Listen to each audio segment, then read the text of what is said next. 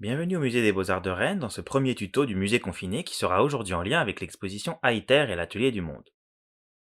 William Hayter est un artiste qui s'intéresse à la gravure comme un scientifique et il va au cours de sa carrière s'interroger sur les mécanismes de son art.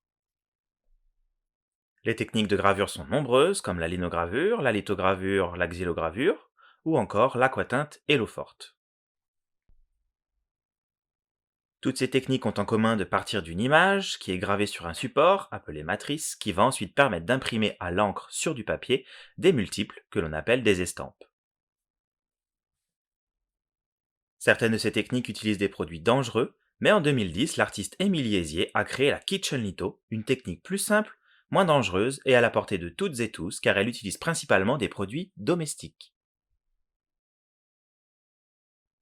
Pour l'atelier, il vous faut de l'huile végétale, du cola, du savon de Marseille, de l'eau, du papier aluminium épais, des éponges, du ruban adhésif, des marqueurs indélébiles, 3 ou 4 bassines, de l'essuie-tout, une plaque lisse, des cuillères, des pinceaux, de l'encre spéciale taille douce, un plateau qui ne craint rien, un rouleau encreur spécial gravure, du papier épais type gravure 125 g par cm2 qu'il faudra laisser tremper 5 minutes avant l'impression.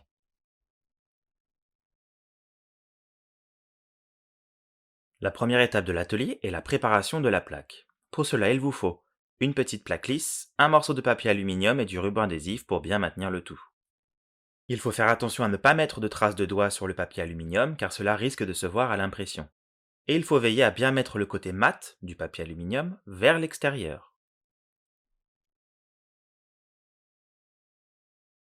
Une fois que la plaque est prête, nous pouvons passer au dessin. On peut utiliser deux techniques, avec des marqueurs indélébiles ou du savon de Marseille, des pinceaux et une goutte d'huile végétale.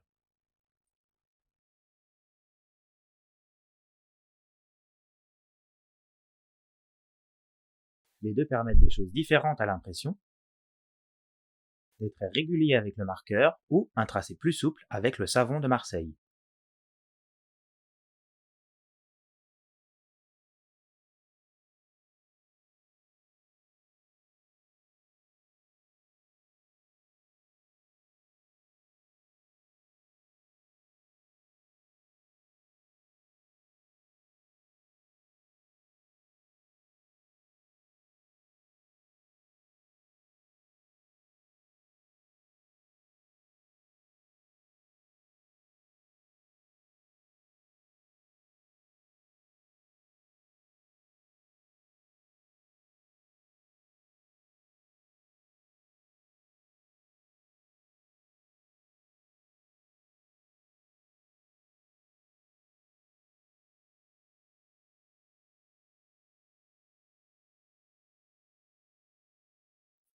L'étape suivante est l'acidification.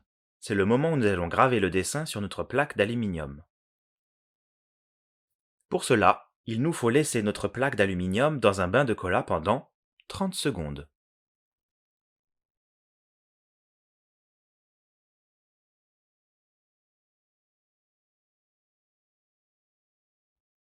L'acide contenu dans le cola va transformer la surface de l'aluminium pour graver le dessin, en rendant hydrophiles, qui aiment l'eau, les espaces laissés nus, alors que les espaces protégés par le dessin vont rester hydrophobes. Ils n'aimeront pas l'eau, mais adoreront le gras.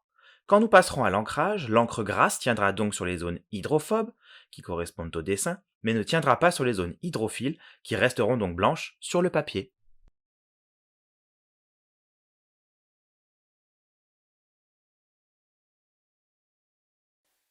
Quand les 30 secondes se sont écoulées, il faut vite sortir la plaque du bain de cola et la rincer à l'eau claire pour arrêter l'acidification.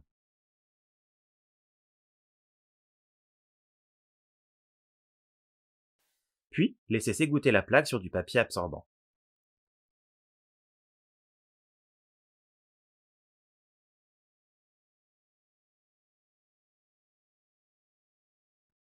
Avant l'ancrage, il faut faire un dernier nettoyage de notre plaque d'aluminium.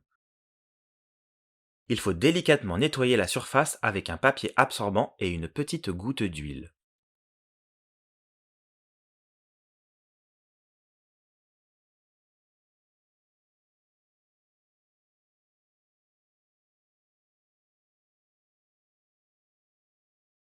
Nous pouvons passer maintenant à l'étape délicate de l'ancrage.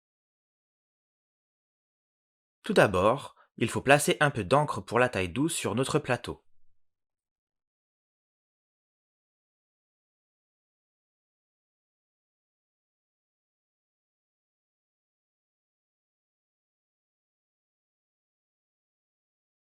Et faire un plus afin de recouvrir complètement toute la surface et éviter les pâtés.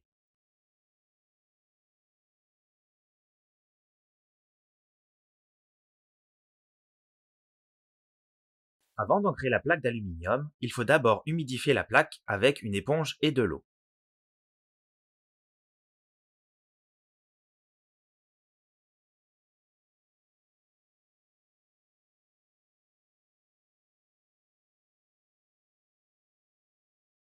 Ensuite, on peut ancrer la plaque en faisant attention de ne pas mettre trop d'encre et éviter les pâtés. Si tout se passe bien, l'encre doit faire réapparaître le dessin.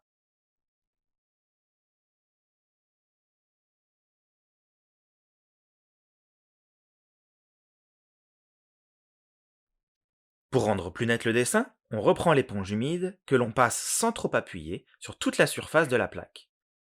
Cela permet à l'eau de l'éponge de déplacer l'encre grasse des zones hydrophiles aux zones hydrophobes.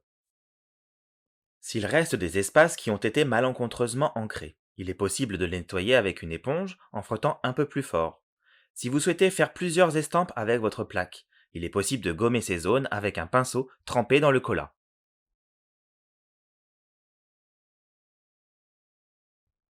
Une fois que la plaque est ancrée, on peut passer à l'impression. Pour cela, il faut préparer le papier, qui est resté trempé dans l'eau pendant environ 5 minutes. Le papier humidifié facilite l'impression à la main.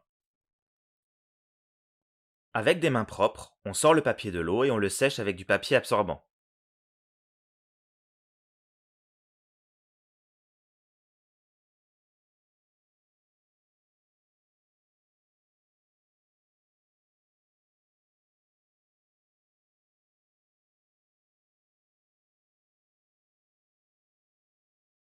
Il doit être mouillé, mais ne plus être brillant en surface.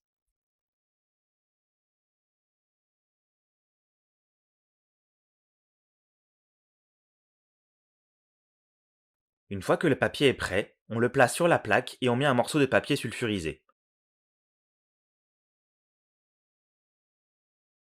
Sans faire bouger le papier d'impression, on va venir appuyer avec le dos d'une cuillère sur toute la surface de la plaque en faisant de petits cercles pour transférer l'encre depuis la plaque d'aluminium vers le papier.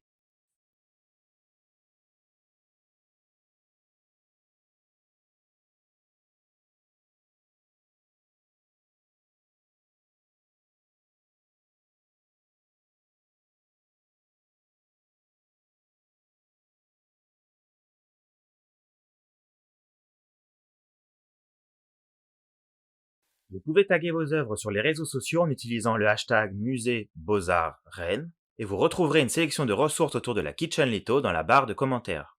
Pour plus d'informations, consultez les manuels de Kitchen Litho sur le site d'Émilie Hézier, atelier-kitchen-print.org, rubrique librairie. Au revoir et à très bientôt dans un prochain tuto du musée confiné.